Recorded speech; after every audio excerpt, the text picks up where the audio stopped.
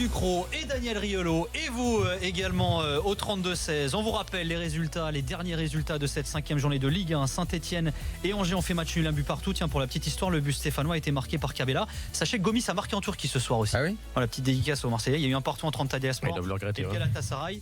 Lyon s'est imposé 2-1 face à Guingamp et Marseille ce soir. Sport où Samir Nasri c'est déjà embrouillé avec l'entraîneur. D'accord, tout va bien. Déjà. Ça y est. Oui, l'entraîneur lui a reproché de trop garder la balle, forcément. Il ne peut pas supporter une remarque. Et Marseille a perdu à domicile 3-1 face au Stade Rennais. Sanson a marqué le seul but marseillais en fin de match. Kazri avait marqué à la 2e, Bourigeaud à la 10e et Niagnon à la 70e. On continue de débriefer le match. Ça tombe un peu les noms d'entraîneurs. Alors oui, tiens, on attend vos propositions sur le hashtag RMC Live. Qui voulez-vous pour remplacer Rudy Garcia, puisque vous êtes pas mal supporter de l'OM, à vouloir le départ de Rudy Garcia. Là, il y a des noms qui tombent comme ça. Thomas Tuchel qui est libre depuis son départ de Dortmund en fin de saison dernière. Claude Puel qui était du côté de Southampton également, qui est libre lui aussi. Laurent Blanc, le nom de Laurent Blanc revient, puisque c'est vrai qu'il bosse pas là depuis 2 ans, Lolo White. Et tiens, moi j'ai un blast pour vous si vous voulez. Paulo Sousa, qui est libre depuis son départ de la Fiorentina. Paulo Sousa c'est bien, mais il arrive dans un contexte où il connaît personne. Je suis pas sûr que ces gens-là soient intéressés là en plus en ce moment par l'OM. Voilà. C'est ça aussi je le pense problème. Je sais même pas qui il est, donc. Il y a Timal qui nous dit, il y a Thierry Goudet, sinon aussi. Bon, en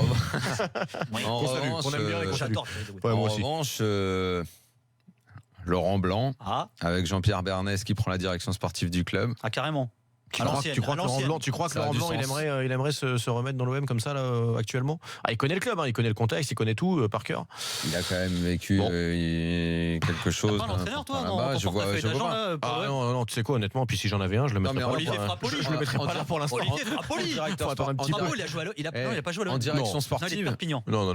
En direction sportive, Bernès ferait mieux que ce qu'il y a à l'OM. Il dirigerait beaucoup mieux le club que ce qui est fait en ce moment. Ça c'est clair et net. Je suis d'accord. Mais alors là, ça veut dire que tu changes tout là.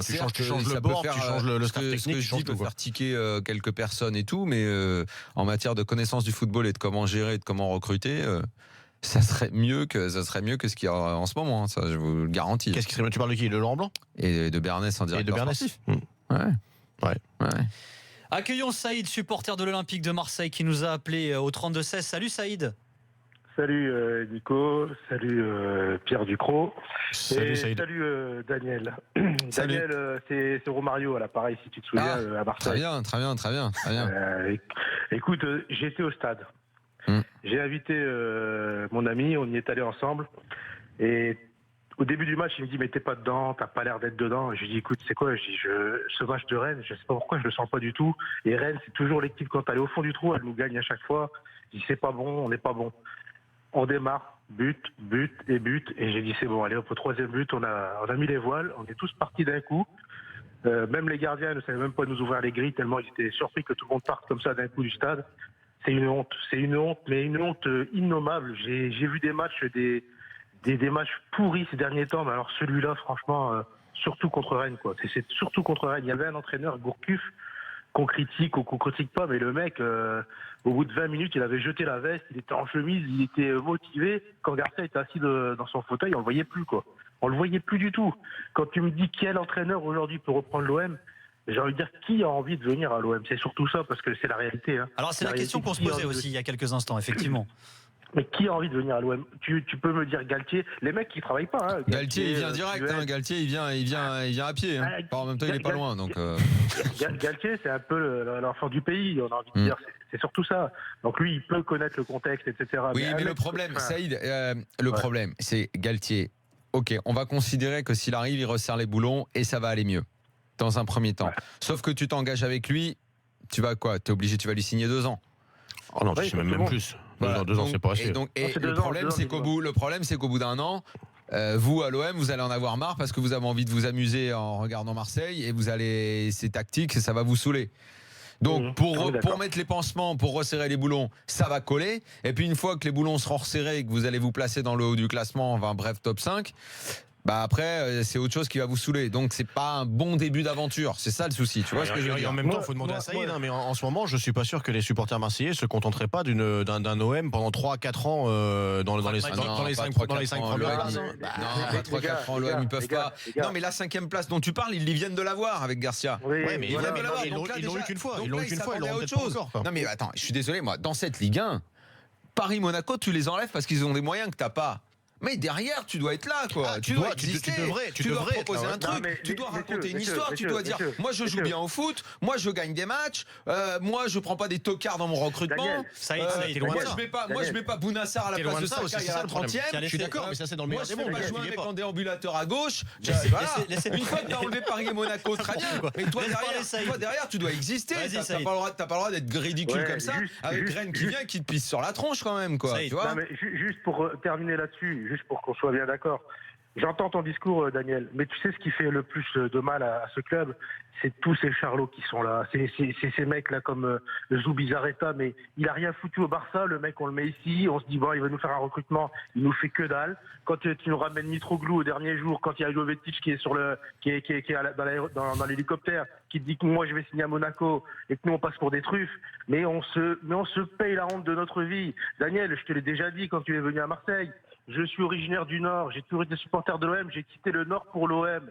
Tu vois, c'est être supporter quand même ça. C'est faire quelque chose. Putain, mais ça fait combien d'années qu'on n'a pas vu un vrai match? On s'est rencontrés, c'était l'année du titre de champion. Il y avait quelque chose quand même. Même si c'était Deschamps, même si tout ce que tu veux, il y avait quelque chose.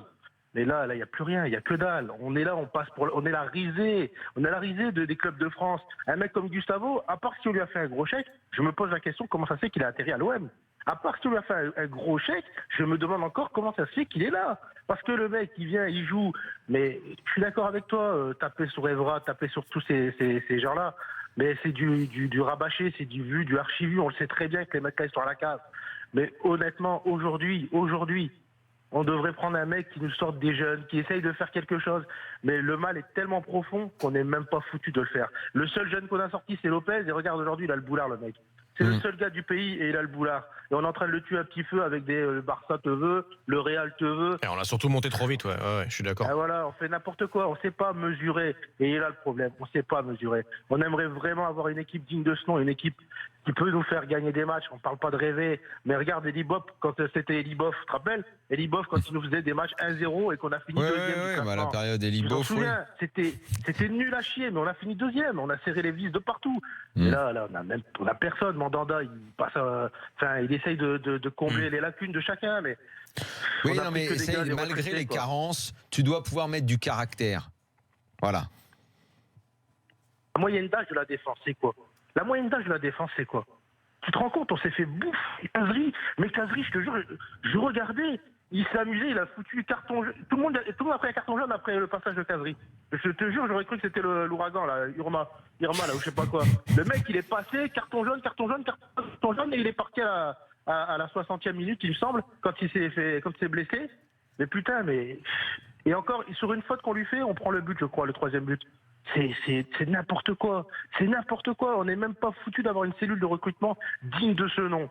Digne de ce nom. On en a marre d'entendre des grands noms si on n'a pas les joueurs qui arrivent derrière. Si c'est pour se prendre de Mitroglou, mais putain, 15 millions sur Mitroglou, mais on est des quiches. Mais franchement, puis là, moi, en plus, je demande à voir. Je demande à voir, honnêtement. honnêtement. On le prend blessé. Moi, je demande à voir les On le conditions prend réelles, blessé, surtout quoi. du transfert déjà. Parce qu'il y a beaucoup de choses qui ça va s'écrivent donner aussi. sur le terrain aussi, quoi. Donc voilà. Merci en tout cas, Saïd, de nous avoir appelé. Merci, Courage, merci, monsieur. Saïd. Belle saison à toi, Courage. Saïd. Et vous imaginez la pluie de propositions d'entraîneurs qui tombent sur le hashtag RMC Live. Il y a LGA qui nous dit Bogossian. Il y a des choses qui sont surprenantes. Pep Granola nous dit Nuno Espirito Santo, l'ancien de Valence. Ce qu'il a fait. Ah bah non, il est en poste en plus. Il est à Wolverhampton. George Mendes lui a trouvé un club. Et il a ramené tous ses joueurs aussi là-bas, du coup. Il y a le nom de Gallardo qui revient également. Oui. Sachez-le. Oui, pourquoi pas, bien sûr. Marcelo bien sûr. Gallardo. Oui, faudra Luis pas lui rappeler Enrique l'histoire du couloir. nous dit l'Olympien. Non, Luis Enrique, non, c'est pas un club pour lui. Ça, il peut pas bosser avec ce genre d'effectif-là. Ah, mais c'est là, Van Raal nous disent certains également. C'est là où on se trompe. Moi, je pense que la plupart de ces gens-là ne veulent pas venir à l'OM en ce moment, parce que t'as pas que l'effectif. Ces gens-là regardent aussi le faut voir contexte. qui est capable d'accepter. Le C'est ça, contexte, c'est l'histoire. comment tu dois Je pense travailler quand tu es à qu'un mec l'OM. comme- C'est surtout un mec ça comme aussi. Tourelle, par exemple, si on doit citer les gars au lieu de balancer des noms, on sait bien que le gars va viser immédiatement au-dessus. La première ligue, ce genre de choses-là. Donc ça sera forcément Un second couteau, un second choix. pas forcément un second couteau. Je pense qu'effectivement, dans les noms qui sont tombés, un mec comme Gallardo, lui veut venir en Europe. Donc Et il veut pas venir à n'importe quelle condition. Il avait eu des Oui, propositions alors, qu'il a il veut refusées, pas hein, il y venir a à pas travers longtemps. les conditions, il veut pas se venir griller et que aussi. mine de rien, il n'y en a pas 150 000 des Ouais. places pour venir. Et que l'OM, je ne crois pas qu'il refuserait. Il y a le nom de Gabi Heinze qui revient aussi, qui est intéressant, qui a des bons résultats là, qui débute Gabi très Heinze, bien. Gabi Heinze. ça peut être une bonne idée. Effectivement, ça peut être une bonne idée. Mais alors, lui, vu sa méthode, il y en a quelques-uns qui vont prendre des paires de claques. Ça, c'est à l'ancienne, c'est clair. Pour Gabi Heinze. On vous rappelle donc les résultats de cette soirée. Saint-Etienne-Angers, un but partout. Lyon a battu Guingamp 2-1. Et Marseille, et Rennes s'est imposé 3-1 à Marseille. Voilà, on va dire les choses de façon positive. Et on va se faire les évaluations de ce match avec Manu, un supporter de Rennes qui nous a appelé au 32-16. Salut Manu. Salut les gars. Salut, Manu. C'est la teuf Manu ce soir. Ouais, bah écoute, tout le monde mettait Rennes pendu sur la place publique. J'ai vu des déclarations de Patrice Evra dans des journaux locaux qui attendaient le match de Rennes avec impatience pour prendre 3 points et passer à la suite. Donc voilà la suite. Voilà, il a pris 3 pions et il va passer à la suite. Effectivement, ça risque d'être très compliqué pour eux et nous, du coup, ça nous pas relance, mais première victoire de la saison pour le Stade Rennais, rappelons-le quand même. Effectivement. Donc un bon départ.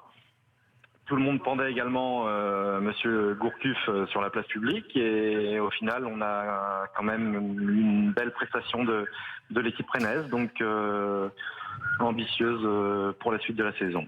Alors qui pour vous est l'homme de ce Marseille-Rennes? Tiens, on va commencer par toi Manu. Honneur au vainqueur. Eh ben, je pense que l'arrivée de Kazri avec ce premier but magistral est quand même assez intéressante. Et derrière, on a quand même eu beaucoup d'opportunités. Le jeu porté vers l'avant et on a été très peu mis en danger malgré les joueurs offensifs de l'Olympique de Marseille. Daniel, Pierre, votre homme du match? Effectivement, la façon dont Kazri a déboulé à Rennes et dans ce match, on s'y attendait pas, il arrive, bim, le mec au milieu, tout de suite c'était le patron, il se baladait, il a fait ce qu'il a voulu, puis il a mis d'entrée un but absolument sublime. Forcément, ça pousse à le mettre en avant. Maintenant, le débordement de Sarr sur le côté, même s'il y avait un boulevard ouvert, mais moi c'est mon homme, ouais. Moi c'est mon homme. Après c'est alors honnêtement André, effectivement André au milieu. Ouais, André au milieu. Mais moi je mettrais Sarr, mais alors il a été énorme, mais parce qu'aussi on lui a laissé énormément de place effectivement, mais c'est parce que surtout c'est tout un symbole dans ce match. Voilà, c'est un petit jeune qui va de l'avant, donc ça souligne aussi les intentions de Gourcuff au début du match, de pas mettre un bus. Voilà, on connaît Gourcuff, mais de pas mettre un bus arrivé au Vélodrome, c'est de continuer à faire douter l'OM. Et voilà, et d'aller presser haut et de jouer haut. Voilà, donc c'est un symbole, et puis c'est un symbole que le petit jeune de 19 ans s'éclate au Vélodrome. C'est aussi malheureusement un symbole pour les Marseillais de la déroute. Face à une équipe très expérimentée, c'est Saïd qui le disait tout à l'heure. Qui est votre boulet ce soir? Moi je suis obligé de dire Evra. C'est triste à dire, mais c'est dur de choisir. Moi je suis obligé de dire Evra parce que non seulement il est pas dans son match, il rate plein de choses, il est jamais dans sa zone pour défendre, etc. Mais en plus ça entraîne Abdenour avec lui. Et peut-être que si ces deux joueurs d'expérience sont pas complètement à la ramasse dès le début du match, peut-être que ça se passe un peu autrement et que ça se communique aux autres. Peut-être. Moi le boulet là, c'est la direction là. Là, le boulet, c'est la direction. C'est original. Je comprends pas cette direction et la direction, j'entends celle du sport aussi, donc de Garcia. Donc Hérault Garcia.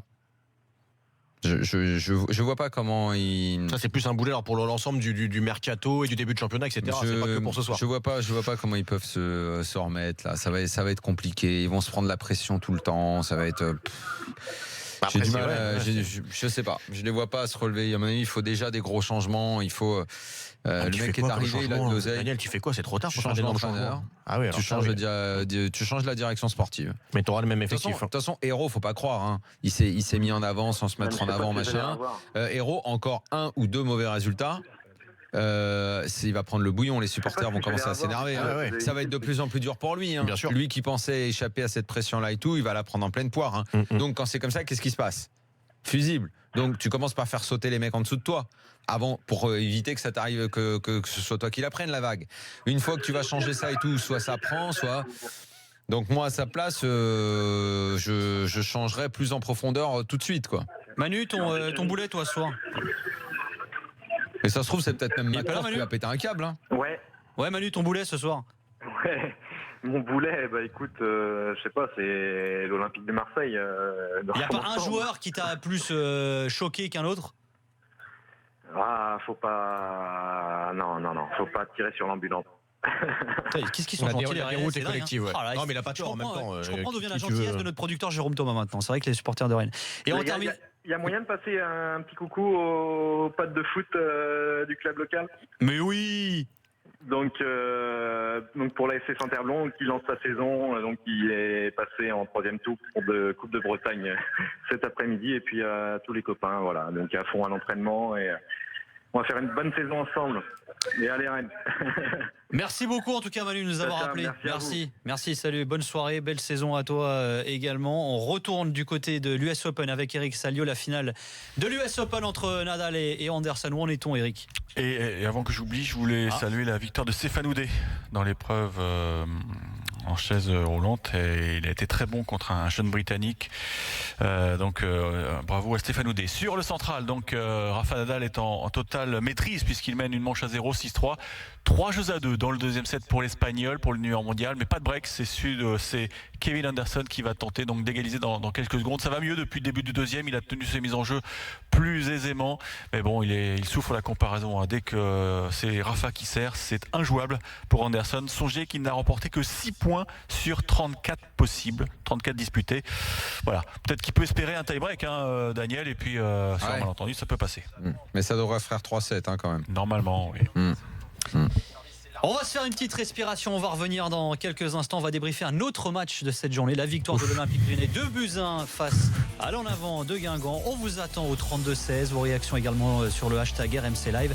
Daniel Riolo et Pierre Ducrot vous attendent, à tout de suite.